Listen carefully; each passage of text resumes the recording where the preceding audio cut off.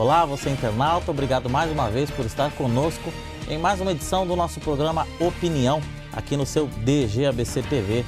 Você sabe, um espaço para discussão política, onde a gente recebe autoridades, personalidades do meio político, aí que tem muito a dizer para você, tem muito a informar para você, cidadão do Grande ABC. E o programa de hoje traz uma dessas personalidades, uma dessas grandes lideranças políticas do estado de São Paulo. O Opinião tem o prazer de receber hoje em nossos estúdios, vamos bater papo, com o deputado estadual Fernando Capês, do PSDB.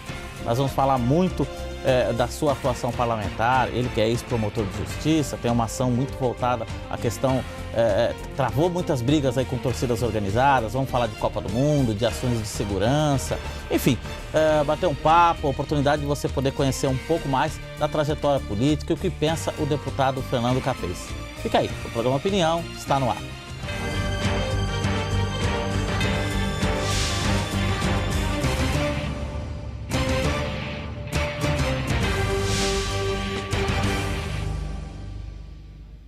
Deputado Fernando Capês, pela primeira vez aqui em nossos estúdios, visitando o DGABC TV, aqui na sede do Diário do Grande ABC. Deputado, em primeiro lugar, muito obrigado pela visita, por vir aqui bater um papo, conversar um pouco com o internauta, com o cidadão do Grande ABC. Obrigado, viu? Eu que agradeço, Sérgio, obrigado ao Diário do Grande ABC pela maneira como me receberam e estamos aí para conversar, uma conversa gostosa. Tá certo. Deputado, vou começar falando da sua mais recente aí atuação, que é a questão da Comissão de Segurança da Copa do Mundo. O senhor que vai participar, houve esse convite aí da Confederação Brasileira de Futebol, e o senhor que tem essa militância nessa área, nessa ação de segurança, queria que o senhor falasse um pouco dessa ação. Como é que vai ser esse trabalho e como é que o senhor vê essa questão de segurança? O preocupa? Olha, eu fui convidado mesmo para integrar esse Conselho de Segurança, que vai fazer uma série de anotações, proposições ligadas à segurança. Eu não tenho uma preocupação assim de brigas entre torcidas de países diferentes. Sinceramente, eu não vejo assim com maior preocupação uma briga entre torcedores da Holanda contra a Inglaterra, por exemplo, ou Brasil contra a Argentina.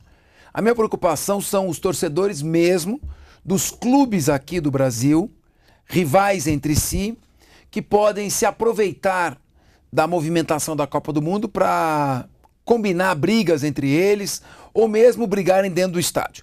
Acho mais difícil, porque o público que vai assistir à Copa do Mundo é um público diferenciado, porque os lugares são todos numerados e impede aquela formação daquelas turbas, porque vai ter uma vigilância maior, mas mesmo assim é preciso tomar cuidado. É preciso que o poder público faça trabalhos de inteligência e de segurança ostensiva necessários a garantir a tranquilidade do torcedor. Só acredita que possa haver manifestações, a exemplo do que ocorreu no meio do ano passado, prometidas aí por alguns grupos aí para o período da Copa? O senhor acredita que possa existir manifestações? Acho possível, acho que o poder público tem que estar unido através do Ministério da Justiça com as secretarias de seguranças públicas, num trabalho integrado entre Polícia Federal, Polícia Militar, Polícia Civil e até guardas municipais, para que seja feito o trabalho de inteligência preventivo, a fim de que se saiba aonde vão ser essas manifestações. Todo mundo tem direito de se manifestar, mas em local previamente definido e de acordo com as regras estabelecidas pelo poder público. Não pode ter manifestação, por exemplo, na frente do estádio, impedindo o acesso dos torcedores, ou na frente de hospitais ou corredores de hospitais que impeçam pessoas de serem socorridas. Isso tem que ser feito de comum acordo com o poder público. Agora, podem existir manifestações ilegais e, o que é pior, violentas, e a maneira de se combater isso é com a prevenção. O trabalho de inteligência, de monitoramento, informando aonde elas estão pretendendo se reunir para agir antes que se forme uma turba de milhares de pessoas, onde qualquer tipo de repressão pode acabar em tragédia. Você acha que faltou esse monitoramento, essa política de inteligência, no caso das manifestações de junho? Faltou e falta. É necessário que se faça um trabalho de acompanhamento, um trabalho de inteligência, de monitoração. Você com 4 pessoas numa sala de operações, recebendo informações com aparelhagem adequada, mais outras no terreno de operações onde está se desenvolvendo a manifestação, com alguns agentes infiltrados próximos aos possíveis baderneiros, você pode tomar medidas preventivas em que o sujeito que vai aprontar no meio da multidão, se aproveitando do anonimato, ele é pego antes de iniciar. O que faz isso, o que torna isso possível, é a informação prévia. E a informação prévia é fornecida pelo trabalho de inteligência. Inteligência é um trabalho contínuo, permanente, de acompanhamento.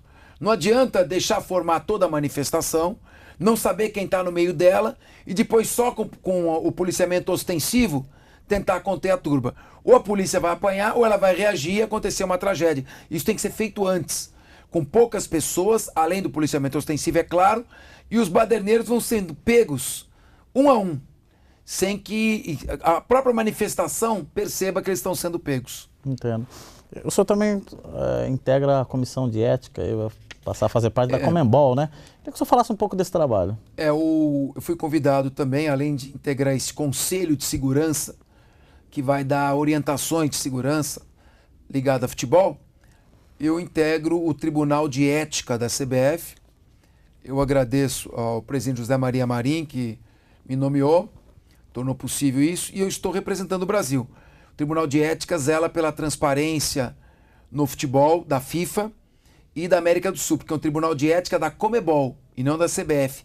A Conmebol é a organização sul-americana que organiza a Copa América e a Taça Libertadores, entre outras. Lá tem um representante do Paraguai, da Argentina, da Colômbia, do Equador e eu. Todos magistrados. Tem um que foi presidente do Supremo Tribunal Federal no seu país, o do Equador. Tem ministros da Colômbia, um juiz muito importante na Argentina. Então, eu me sinto orgulhoso de integrar esse grupo, que é um tribunal de ética de pessoas que foram escolhidas em seus países sem ligação com o futebol. São pessoas mais de origem no judiciário ou na advocacia, no Ministério Público, que integram esse órgão. Ele vai julgar todo tipo de violação ética que ocorra. Pode, inclusive, julgar, caso venha a haver uma representação, esse caso do Tinga, que ele sofreu racismo. O Tribunal de Ética da Conmebol está localizado em Assunção, no Paraguai. Qualquer tipo de denúncia ele pode ser feita por fax. E a localização do telefone, fax, pode ser feito pelo próprio site da Conmebol. Primeiro com N de novembro, depois com M de Miguel. Conmebol. Entendo. Ainda falando de futebol, eu sou como um promotor, alguém ligado, um defensor da lei. Como é que o senhor vê esse episódio da Portuguesa, que ela já fala em entrar na justiça comum, sob o argumento de que foi violado o estatuto do torcedor? Como é que o senhor vê isso? Olha, o que eu tenho a dizer a respeito dessa questão é a mesma coisa que a minha sogra disse quando viu os armários embutidos do meu apartamento.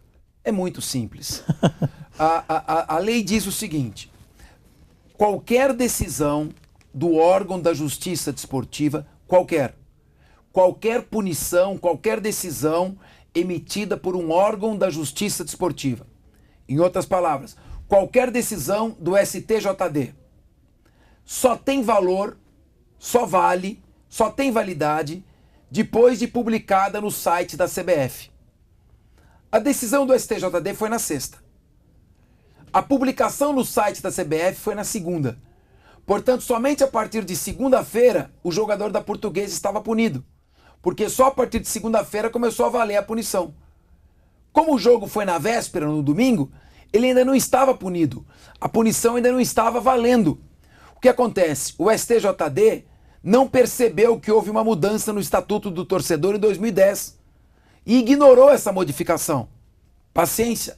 A Portuguesa não pode ser punida por isso. Então, a meu ver, está tão claro, mas tão evidente que a Portuguesa foi prejudicada por uma manobra da Justiça Desportiva, que o Ministério Público, através do promotor Roberto Senise Lisboa, ingressou com uma ação para devolver a Portuguesa à Série A.